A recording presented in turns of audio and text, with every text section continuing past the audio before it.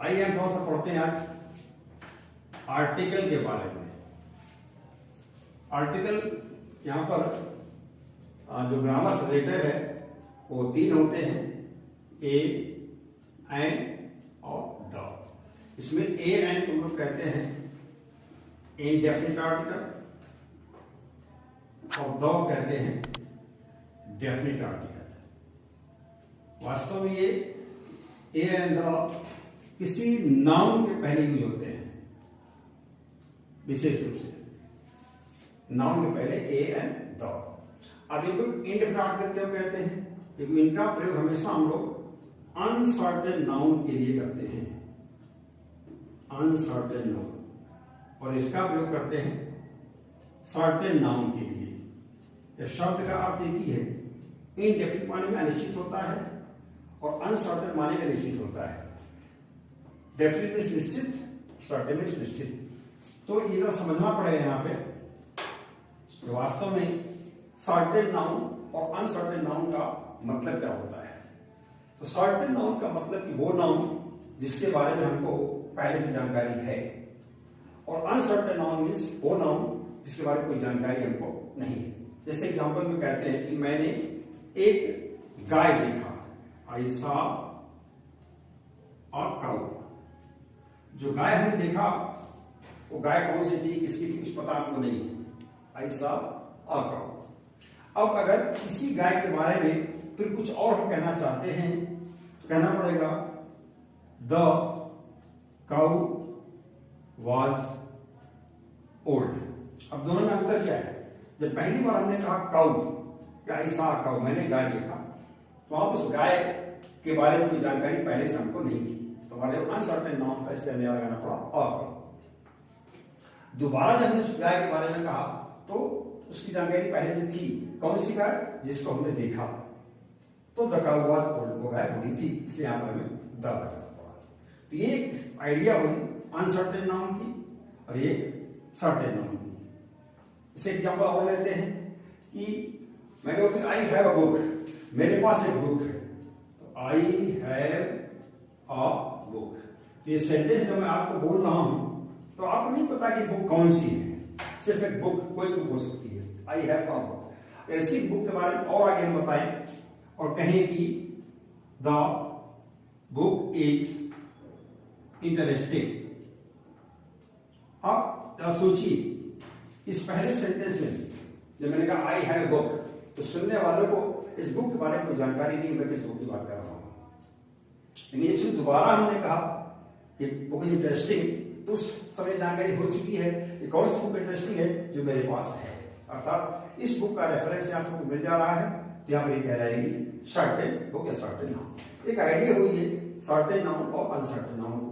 वास्तव में जो प्रयोग किया हमने यहाँ पे I saw a cow, the cow, I have book, the book, इसे कहा जाता है anaphoric use of a and the. Anaphoric, anaphoric का मतलब होता है पीछे मुड़कर देखना। Anaphoric use of a and an, यहां पर हम एन का भी ले सकते हैं, जैसे कहें कि I saw an old man, the man was happy. अब यहां देखिए एन ओल्ड, इस एन का प्रयोग कर दिया गया इस मैन के पहले ओल्ड है इसके लिए, एन ओल्ड मैन। तो यहां पर जो ओल्ड मैन है वो अनसर्टेन है, पर दोबारा जब उसको कह रहे हैं द मैन, वो सर्टेन हो गया, इसीलिए यहां पर एन ओल्ड मैन है और यहां पर द मैन है। तो एनाफोरिक यूज ऑफ ए और एन, यानी कि पीछे मुड़ करके, जैसे कहें कि पीछे आए हुए नाउन का रेफरेंस जब आगे देना हो तो इसमें हम पहली बार ए और एन यूज करते हैं और दोबारा द का यूज करते हैं। अब ए और एन की यूज में क्या अंतर है, कहां पर ए लगता है और कहां पर एन लगता है। तो एक इंटरेस्टिंग फैक्ट इसके बारे में है, आपको जानना चाहिए, उसके बाद ही समझ में आता है। भाषा में दो चीज होती है, लेटर और साउंड।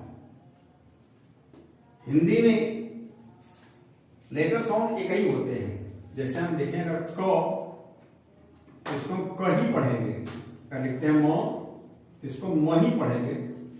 तो जो लेटर है वही साउंड है, पर इंग्लिश में थोड़ा सा अंतर है। हम लिखते हैं जी, इसको कहीं ग पढ़ते हैं और कहीं ज पढ़ते हैं। लिखते हैं एच, इसमें हम हा पढ़ देते हैं। लिखते हैं सी, कहीं इसको हम सौ पढ़ते हैं, कहीं इसको हम क पढ़ते हैं। यह है लेटर और यह है साउंड। अब ए और एन की उसके बारे में थोड़ा साउंड डिटेल में समझना पड़ेगा। साउंड दो तरह की होती है, एक होती है वॉवेल साउंड और एक होता है कॉन्सोनेंट साउंड। वॉवेल साउंड क्या है? जो हिंदी के वॉवेल से, हिंदी के स्वर होते हैं, जैसे अ, आ, ई, अंग, अह तक आएगा ये। तो जो अ, आ, ई है इसे वॉवेल साउंड कहते हैं। और जो कॉन्सोनेंट व्यंजन है, हिंदी की लेटर है क, ख, ग, घ, ज्ञ तक, ये सभी कॉन्सोनेंट साउंड है। एक बड़ी रोचक बात यहां जान लीजिए कि हम इंग्लिश लिखते तो हैं इंग्लिश के लेटर्स में, रोमन स्क्रिप्ट में, एबीसीडी के रूप में, और उसको पढ़ने के लिए हमें हिंदी के साउंड का सहारा लेना पड़ता है। इंग्लिश में साउंड तो है ही नहीं। जैसे कि इंटरेस्टिंग चीज आपको बताऊं, मैं यहाँ पे एक शब्द लिख रहा हूं GOAT, इसको पढ़ते हैं हम गोट। इवन अंग्रेजी भी इसको गोट ही कहेंगे।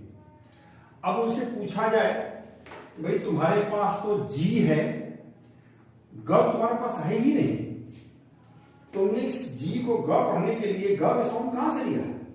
तो सीधा सा जवाब है कि ग का साउंड उन्होंने हिंदी से लिया।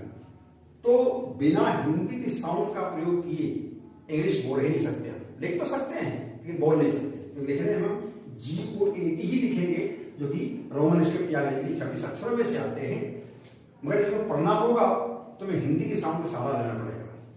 तो हिंदी के साउंड विधिवत समझ लेने से ही ए और एन का प्रयोग करना समझ में आएगा। तो हिंदी की साउंड दो तरह हो गई, अ, आ, ई, और कॉन्सोनेंट साउंड हो गए क।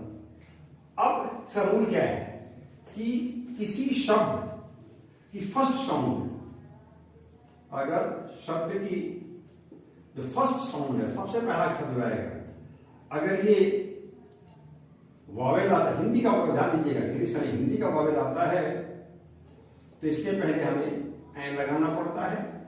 और अगर फर्स्ट साउंड हिंदी का कॉन्सोनेंट आता है, कका में से आता है, तो इसको हमें ए लगाना पड़ता है। इसको और नहीं कह सकते। एग्जाम्पल लीजिए, जैसे लिखा हमने ओल्ड, इस ओ को पढ़िए, ये ओ हो रहा है।